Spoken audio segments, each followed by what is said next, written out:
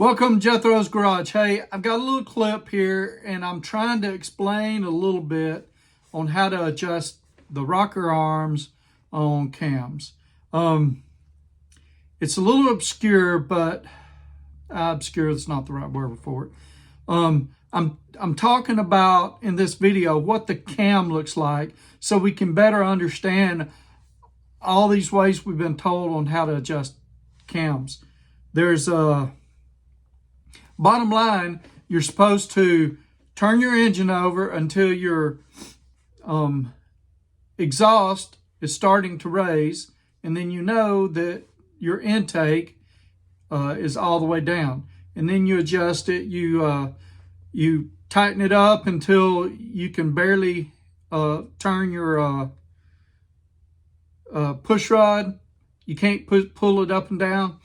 And then you're supposed to go X amount, a quarter of a round or whatever it calls for in the thread size, because different thread sizes make it move further or more, and then lock it down if it's a adjustable rocker arm, like a stud mounting.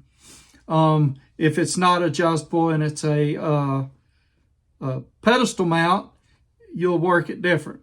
So there you're supposed to go from, according to your thread size, you're supposed to go from a quarter to roughly a half, and you're supposed to reach a certain amount of torque. So I think you're not supposed to go a full round before you reach that torque. With those, you can use shims to bring it up or bring it down. If you can't, if it gets tight too soon with those, then you probably needed a shorter push rod, I think. I don't know.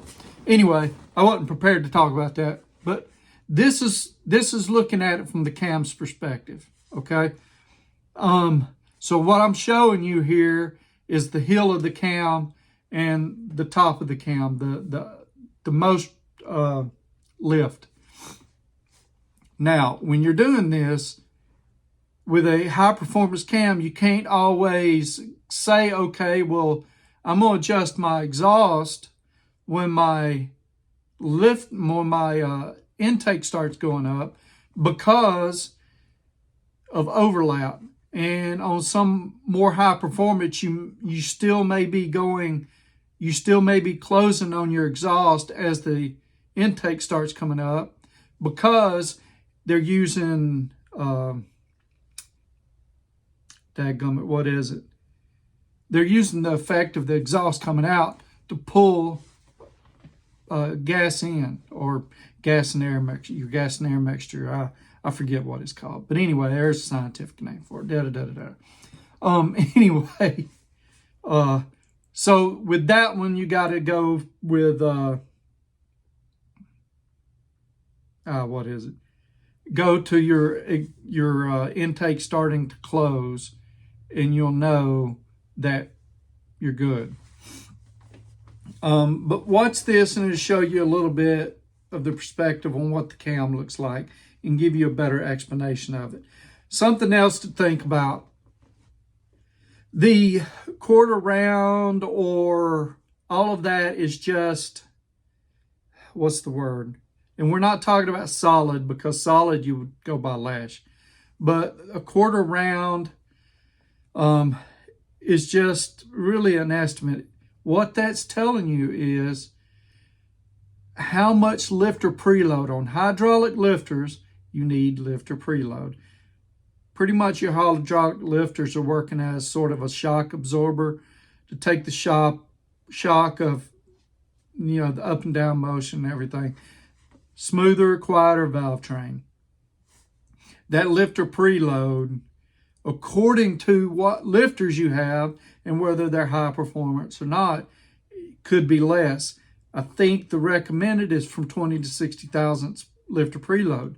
But I've got some lifters, I believe they're only 20 thousandths give.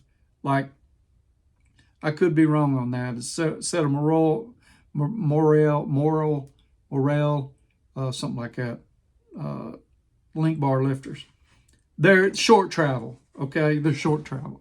So it might not be 20 thousandths. So you don't want to go by that. I try to eyeball it. The best thing to do would be to put a dial indicator on to how far it goes down. But I can eyeball it, and I can see when it just starts to move beneath the keeper. And then I back it off just a hair. And that's how I adjust it. Now, if I get in there and I get a lot of valve tray noise, I might go in there and tighten it up. You know, a 1/16 of a turn, an 1/8 of a turn, or something like that.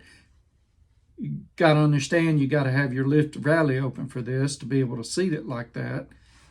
If not, you might want to really invest in you